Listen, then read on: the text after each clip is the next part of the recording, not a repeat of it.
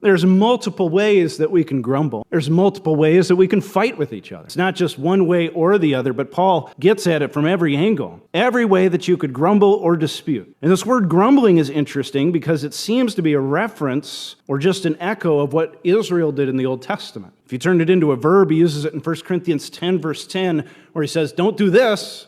Don't grumble like Israel did in Numbers 14, and God sent his destroying angel and killed thousands of them. They got to the brink of the promised land. They were about to go in, and they said, those guys are too big. We can't do it. And they grumbled because they didn't trust in the power of God to help. And they said, would that we had died in the wilderness before we got here. By the time you get to the end of the passage, God says, okay, that's what you want. You can have 40 years in the wilderness, and all of you are going to die, except for the good spies and their families. They grumbled. You find that they grumble just like we do. Over water, I'm thirsty. Over food, this isn't enough. I want a buffet. Manna's just every day. Give me something better. They grumbled over the leadership, and time and again, God would sometimes very furiously punish them. Fiery serpents that would bite or just striking them down with death. And you think they would learn, you think we would learn, but no, what do? Something comes up and we grumble, we grumble, we grumble. And God says, when you grumble against that thing, you're grumbling against me. If there's one thing God hates in a church, let alone Old Testament Israel,